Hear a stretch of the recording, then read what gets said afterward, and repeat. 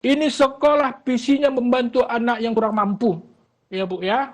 Jadi Ibu melakukan hal kesalahan yang sangat fatal, saya bilang. Inisiatif guru, kan ini udah 3 hari, kok bisa kepala sekolah nggak tahu? Ya, Pantaskah siswa yang belum bayar SPP dihukum? Kita bahas bersama Ahmad Parlindungan, Ketua Yayasan Abdi Sukma Medan dan Ketua Dewan Pakar FSGI Retno Listiarti. Assalamualaikum, selamat malam Pak Ahmad, Mbak Retno. selamat malam, Waalaikumsalam Mbak Mbak Friska. Siska. Selamat malam. Malam, Pak Ahmad. Selamat malam, saya ke... Mohon maaf Mbak Siska, Selamat malam. kebetulan lagi ajan, rumah saya dekat ajan, dekat rumah saya dekat sholat masjid, jadi Ya. suara ajan kedengaran. Mohon maaf. Iya, tidak apa-apa Pak Ahmad. Pak Ahmad, kalau soal kasus ini seperti apa? Apakah tadi gurunya sudah dapat sanksi, sanksinya seperti apa? Dan kalau tadi kami lihat liputannya, bahkan sempat ada masalah juga dengan anak guru tersebut yang protes terhadap orang tua murid. Nah, penyelesaiannya seperti apa? Baik, terima kasih.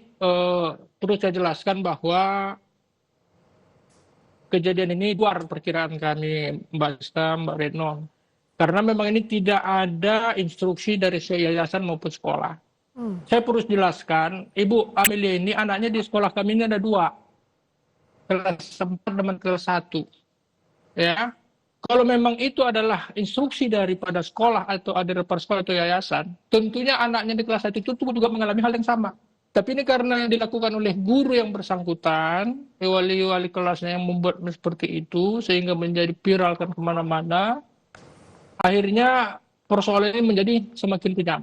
Saya ingin sampaikan dan mengklarifikasi apa yang disampaikan di pengantar tadi dari Ibu korban, bahwa pihak sekolah tidak ada empati untuk meminta maaf, itu salah.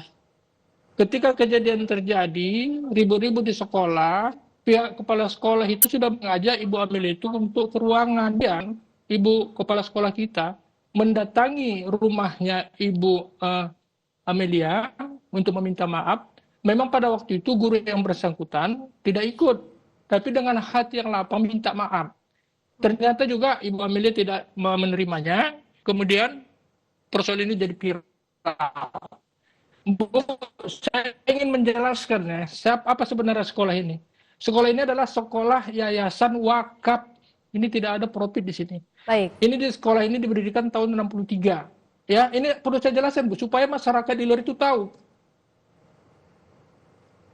Kami di yayasan ini, sekolah ini adalah tugasnya membantu masyarakat yang tidak mampu, khususnya di Kelurahan Sukamaju.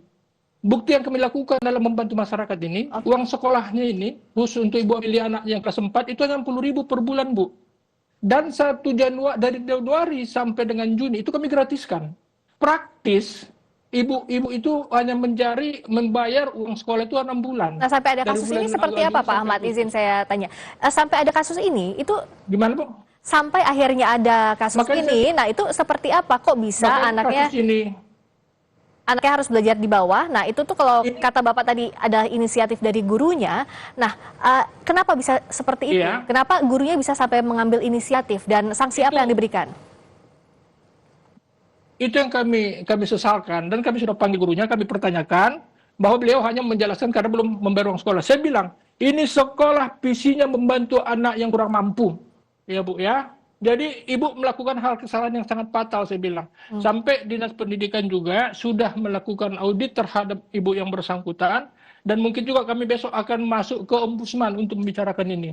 Kami tidak ada menutup-tutupi. Kalau Ibu itu memang salah, kami akan skorsing. Kami akan lakukan tindakan. Dan ini sangat merugikan sekolah, Bu. Ya, saya lanjutkan, Bu, sekolah kami ini. Karena dia ini adalah untuk yang kurang mampu, kami juga mencari sumber-sumber dana untuk membantu orang tua itu untuk membayarnya, Bu. Siswa kami ini ada 131 orang. Baru kami bisa mendapatkan PIP itu sebanyak 97 orang. Termasuk di dalamnya Ibu Amelia. Anaknya mendapat PIP sebesar per tahun, dan di tahun 2024 Ibu ini sudah menerimanya di bulan April.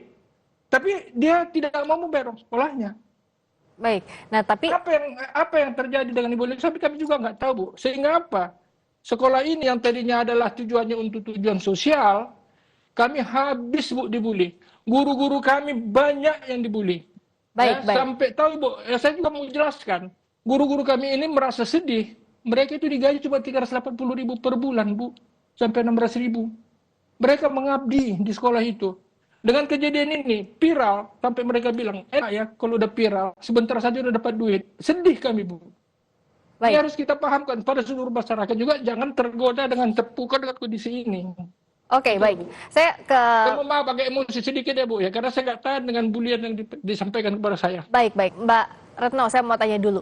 Jadi kan sebenarnya kalau secara aturan, kita masuk ke aturan, ini kan jelas di Permendikbud 44 tahun 2012 tentang pungutan biaya pendidikan, meskipun boleh ada pungutan untuk yang dikenakan kepada orang tua murid, tapi tidak bisa dilakukan kepada peserta didik yang tidak mampu secara ekonomi, ataupun kalaupun ada kendala terhadap pungutan, ini tidak boleh berdampak langsung terhadap siswa. Nah, Mbak Retno lihatnya dalam kasus ini, apakah murni gurunya yang mengambil inisiatif itu yang salah, atau seperti apa, Mbak Retno?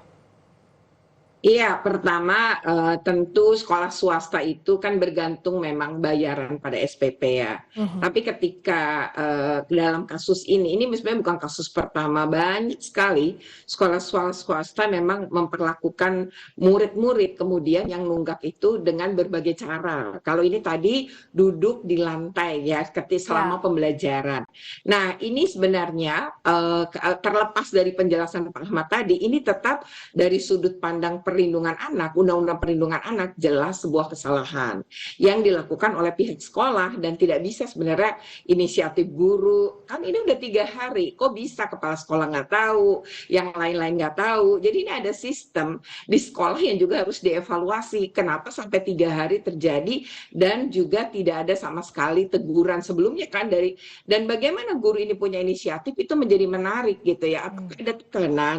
Atau seperti apa? Kan kita juga nggak tahu. Jangan sampai juga guru ini akhirnya menjadi kambing hitam juga gitu ya dari kasus ini. Tetapi yang kembali kepada anak, ini akan mengakibatkan trauma memang. Itu pertama ya. Karena secara psikologi. Kalau kita pakai Permendikbudristek 46 tahun 2023, ini bisa kita kategorikan sebagai kekerasan psikis. Yang kedua adalah di dalam pasal 6 juga, ini adalah kebijakan yang mengandung kekerasan juga. Jadi ini kalau dirunut pakai aturan, jelas ini ada satu pelanggaran. Kemudian yang kedua adalah yang perlu kemudian kita pahami saat ini adalah, atau kita tindak lanjuti adalah bagaimana kemudian pendidikan anak ini karena tadi ingin pindah dan lain-lain. Nah, di sini pemerintah memang harus hadir. Yang ketiga adalah namanya memberi sanksi ya, itu jika ada pelanggaran. Sebenarnya anak menunggak SPP bukanlah pelanggaran bagi si bukan pelanggaran tata tertib gitu dan tidak boleh berdampak pada si anak sebenarnya seperti pada kasus ini. Nah, dan kemudian juga penting adalah ketika kemudian anak ini gitu ya menjadi mendapatkan istilahnya tanda petik adalah sanksi akibat SPP, ya itu memang betul-betul tidak bisa dilakukan pakai permen yang tadi Mbak Friska sudah kutip gitu, Mbak Friska sudah kutip. Kemudian yang paling penting lagi sebenarnya kita berpikir satu, bagaimana ya, kemudian yang kedua kan emang ingin pindah sesuai keinginan tadi, maka pemerintah daerah lewat dinas pendidikan harus membantu atas pendidikan dengan memutasi ke satuan pendidikan lain. Itu sih Mbak Friska ya pandangan saya. Ya, betul. Kalau bicara soal kasus ini kan Mutasi ke satuan pendidikan lain. Itu sih Mbak Friska ya pandangan saya. Ya, betul. Kalau bicara soal kasus ini kan tentu yang harus didudukan apapun masalah antara sekolah dengan orang tua, jangan sampai anak yang jadi korban karena anak ini tidak layak untuk jadi bulan-bulanan apapun masalahnya. Nah, menyambung apa yang dirasakan anak tadi yang mengalami trauma tidak mau lagi sekolah di sana, ingin pindah. Nah, sejauh ini seperti apa pendampingan untuk anak, Pak Ahmad? Kita bicara soal anaknya, seperti apa saat ini progresnya untuk perkembangannya? Baik, untuk perkembangannya, anak tersebut tetap sekolah, Bu. Tetap di sekolah yang sama ya? Anaknya itu ada 2. Sekali lagi sampaikan, anak Ibu Emeline ada 2 di sekolah itu. Satu kelas 4, satu kelas 1. Itu tidak ada, di kelas 1 tetap belajar. Saya juga ingin menyampaikan ke Bu Re, bahwa pada waktu itu kan belajar baru hari pertama, kedua, ketiga. Sehingga aktivitas sekolah di dalam itu kan masih banyak dengan permainan anak-anak. Sehingga ketika ada anak yang duduk di lantai apa semua, kepala sekolah juga melihatnya hanya bagian daripada mungkin ada permainan, ada bagian dari kedekatan atau dan lain sebagainya begitu. ini kan munculnya karena Ibu Amelia datang langsung mengambil video, berteriak-teriak, kepala sekolah keluar, barulah kita mengetahui di situ ada terjadi hukuman yang seharusnya tidak pernah dan tidak boleh dilakukan di sekolah kami ini. Saya jujur Bu, saya sampaikan Bu, ya. Sekolah kami ini sekali lagi saya bilang adalah untuk membantu orang yang nggak berkecukupan, Bu, orang miskin. Ya betul, justru Ya. karena itu, karena Jadi sekolah tujuannya kami baik. sangat sedih Bu, sangat sedih dengan kejadian ini. Ya, Ya, oke. guru-guru kami yang hanya berpenghasilan kami gaji 380 Baik. sampai 600 per bulan korban Bu dengan kondisi seperti saat ini Bu. Iya, justru yang ingin diluruskan adalah karena sekolah tujuannya baik, jangan sampai ada perlakuan seperti ini kepada anak sehingga efeknya menjadi panjang. Mbak Retno. Benar Bu, benar. Ya, oke. Makanya kami dari kepala sekolah, dari yayasan juga akan mengambil tindakan. Dan Oke, kami juga dengan dinas pendidikan sudah berkoordinasi akan mengambil tindakan. Baik, tegas ya untuk tadi untuk gurunya. Nah, Mbak Retno, terakhir jadi apa yang harus dilakukan agar ini jangan terjadi apapun masalahnya, jangan anak yang jadi korban itu? Ya, pertama kehadiran Dinas Pendidikan sangat penting. Dinas Pendidikan seharusnya melakukan evaluasi menurut saya. Apapun tadi tujuannya kan sudah baik, tapi kan tetap harus dilakukan juga dong ya dengan cara-cara yang baik.